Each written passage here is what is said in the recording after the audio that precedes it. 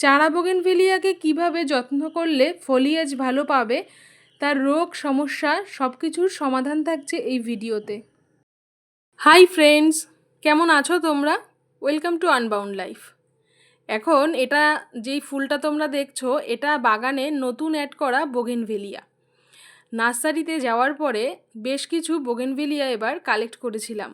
আসলে ফেব্রুয়ারি মাসে প্রচুর পরিমাণে বোগেনভেলিয়া নার্সারিতে থাকে, আর যেহেতু ফুল দেখে এই সময় গাছটা কেনা যায়, সেই জন্য এইটাই সঠিক সময় বোগেনভেলিয়া কালেক্ট করার।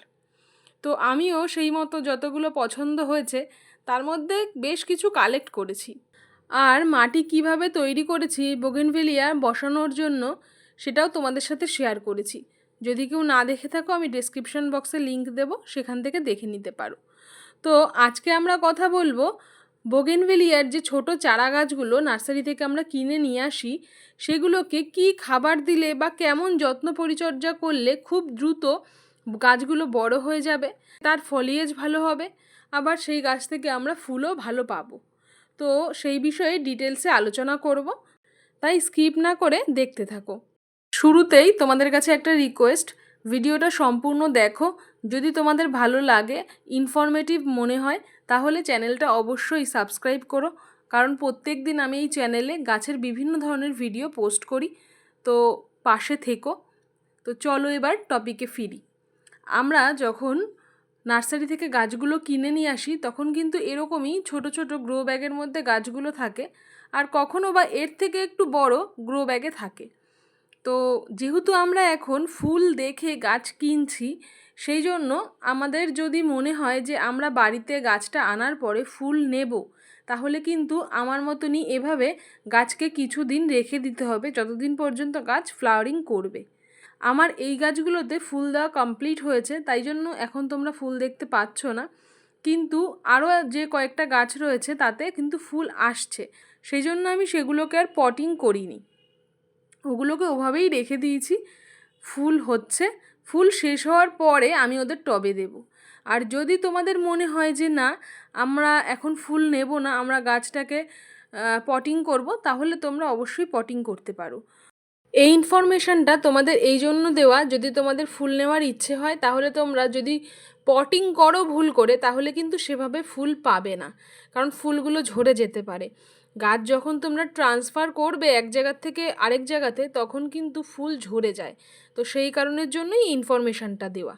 তো এবারে আসবো খাওয়া দাওয়ার প্রসঙ্গে, যে এই গাছকে আমরা কি খাবার দেব। বোগেনভেলিয়া ফুডি প্ল্যান্ট, তাই ওকে তুমি যত খাবারই দেবে ও কিন্তু সেই খাবারটা ভালোভাবেই নেবে, আর তারপরে সুন্দরভাবে ফলিয়েজ আসবে গাছে। তো ফলিয়েজ আসলে পরে আমাদের জন্য এখন অবশ্যই ভালো। আবার গাছটা যখন প্রায় ম্যাচিওর হবে তখন কিন্তু অতিরিক্ত খাবার হলে গাছ ফ্লাওয়ারিং করবে না, তাই খানিকটা ব্যালেন্স রেখেই আমাদের খাবার দিতে হবে।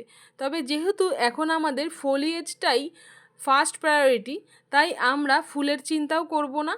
আর এই সময় কিন্তু গাছ আমরা কাটাই ছাঁটাই করব না। গাছের ব্রাঞ্চগুলো যেভাবে বড় হবে সেভাবেই আমরা গাছকে বাড়তে দেব। আমরা কাটাই ছাঁটাই করব কিন্তু পরে, আগে গাছ যেভাবে বাড়বে সেই অনুযায়ী আমরা বাড়তে দেব। তো তার জন্য আমি দেখো এখানে টবে মাটি একটু খুশে নিচ্ছি, কারণ আমি এখন মাটিতে যে খাবারটা দেব সেটা তোমাদের দেখাবো। এই যে এটা একটা মিশ্র সার, এটা আমি বাড়িতে বানিয়েছি। নার্সারিতে এই মিশ্র সারগুলো অনেক টাকায় কিনতে পাওয়া যায়, কিন্তু বাড়িতে যদি আমরা বানিয়ে নিতে পারি তাহলে কিন্তু আমরা অনেক টাকা সেভ তো করতেই পারি, তার সাথে পুরো খাঁটি জিনিসটাই আমরা পাই। তো নার্সারিতে কিভাবে এই মিশ্র খাবার বানায় সেই সিক্রেটটা জেনেই আমি তোমাদের সাথে ওই ভিডিওটা শেয়ার করেছিলাম। তো তোমরা যারা দেখেছো তারা সেই অনুযায়ী তো নিশ্চয়ই বানিয়ে ফেলেছো, আর যারা তোমরা দেখোনি তোমাদের জন্য আমি ডেসক্রিপশন বক্সে সেই ভিডিওর লিংক দিয়ে দেবো, সেখান থেকে তোমরা দেখে নিও। এই সিক্রেট যে প্রসেস, সেই প্রসেসে সার বানিয়ে রাখো, এটা তোমরা সমস্ত গাছেই ব্যবহার করতে পারবে। আর এতে গাছের বৃদ্ধি যেমন হবে তেমনভাবেই ফুলও ভালোভাবে আসবে। তো এই সারটা আমরা প্রত্যেক মাসে একবার করে এই বোগেনভেলিয়ার চারা গাছগুলোতে দেব। দিয়ে এভাবেই হালকা করে মাটি দিয়ে একটু ঢেকে দেব, আর তারপরে কিছুটা পরিমাণ জল দেব, বেশি জল দেব না, কারণ আমরা যেহেতু খাবার দিয়েছি তাই বেশি জল দিলে ড্রেনেজ হয়ে সেটা বেরিয়ে যাবে। তাই অল্প পরিমাণে জল দেব, যাতে করে সেই খাবারটা টবের মধ্যেই থাকে। এই তো গেল মাটিতে দেওয়া খাবার। এবারে আমরা পাতায় কি স্প্রে করব। তো আমরা চারা গাছগুলোর জন্য দু রকমের সার ব্যবহার করব। একটা হলো ব্যালেন্স এনপিকে, কারণ চারা গাছ ব্যালেন্স খাবার খুব পছন্দ করে। তাই আমরা ব্যালেন্স যে এনপিকে রয়েছে 19-19-19 বা 20-20-20, সেটা আমরা স্প্রে করব পাতাতে 1 লিটার জলে 2 গ্রাম।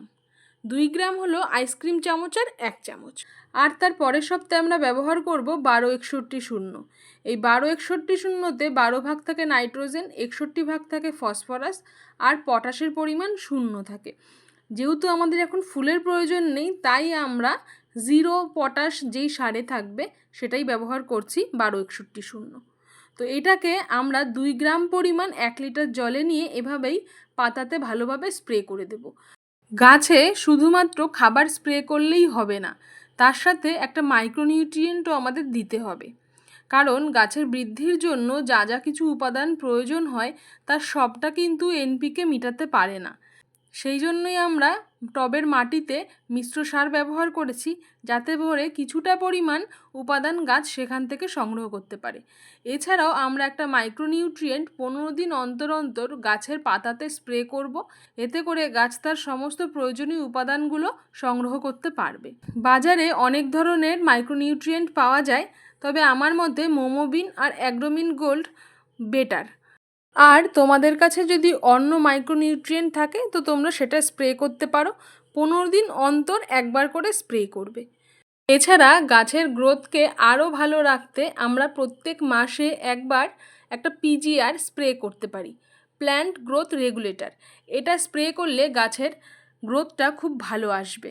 তো আমি বলবো, যেহেতু এটা ছোট গাছ, চারা গাছ, তো সেই জন্য কেমিক্যাল পেস্টিসাইড ইউজ না করে যদি বায়োভিটা এক্স বা সাগরিকা এরকম কোনো অর্গানিক পিজিআর ইউজ করা যায়, তাহলে সেটা চারা গাছের জন্য নেওয়া অনেক সহজ হবে। এবারে আসি রোগের কথায়। বোগেনভেলিয়ায় তেমন কোনো পোকা বা মাকড়ের অ্যাটাক হয় না, তবে এফিডসের অ্যাটাক হতে দেখা যায়। অনেক সময় বোগেনভেলিয়ার কচি পাতাতে এফিডস অ্যাটাক করে। তো এটা খুব একটা সাধারণ সমস্যা, আর এটার জন্য সমাধানও খুব সাধারণ। আমরা একতারা ব্যবহার করতে পারি, কাকা ব্যবহার করতে পারি, থিটা ব্যবহার করতে পারি। তো যার কাছে যেই পেস্টিসাইড থাকবে সে সেই পেস্টিসাইড স্প্রে করবে। যদি গাছে এফিডসের অ্যাটাক হয় তাহলে সপ্তাহে একবার করে পেস্টিসাইড ইউজ করতে পারো। আর যদি দেখো যে না, গাছে কোনো রকম এফিডসের অ্যাটাক হয়নি বা কোনো রোগের সমস্যা নেই, তাহলে পরে 15 দিন অন্তর একবার ব্যবহার করলেই এনাফ। এবারে বোগেনভিলিয়ার একটা খুব বড় সমস্যা নিয়ে আলোচনা করব। এটা ছোট চারা গাছে যেমন হতে পারে, বড় গাছেও হয়, অহরহ হয়। তাই এটা নিয়ে কিন্তু আমাদের অবশ্যই সতর্ক থাকতে হবে। সেটা কি? সেটা হলো বোগেনভেলিয়ার গোড়া থেকে অনেক সময় পচে যায়। যখন পচনটা শুরু হয় প্রথমেই কিন্তু বোঝা যায় না, দেখা যায় গাছ ভালো আছে, তরতাজা আছে, কিন্তু যখন গাছটা ঝিমিয়ে পড়ে, তুমি যখন বিষয়টা নোটিস করবে আর তার কারণ খুঁজতে শুরু করবে, তখন দেখবে যে গোড়া থেকে অনেকখানি পচে গেছে। তো এই গোড়া পচা রোগটা যদি আমরা অ্যাভয়েড করতে চাই, তাহলে পরে আমাদের একটা ফাঙ্গিসাইড গাছের গোড়াতে প্রলেপের মতো করে দিয়ে রাখতে হবে। এটা প্রত্যেক 15 দিন অন্তর আমরা গাছে একবার করে দিয়ে দেব। যে কোনো রকমের ফাঙ্গিসাইড নিতে পারি, আমি স্যাফ নিয়েছি। তোমাদের যার কাছে যেই ফাঙ্গিসাইড থাকবে তোমরা সেটাই ব্যবহার করতে পারো। তো এই হলো বোগেনভেলিয়ার চারা থেকে বড় হওয়ার সমস্ত মন্ত্র। ভিডিওটা তোমাদের কেমন লাগলো কমেন্ট বক্সে অবশ্যই জানিও। চ্যানেলে নতুন বন্ধু হলে সাবস্ক্রাইব করে সাথে থেকো, আর পাশে থাকা বেল আইকনটা প্রেস করতে ভুলো না। বন্ধুদের সাথেও এই ভিডিওগুলো শেয়ার করে দিও। তাহলে গাছকে ভালোবাসো, নিজেদের সুরক্ষিত রাখো। আজ তাহলে আসি, ভালো থেকো।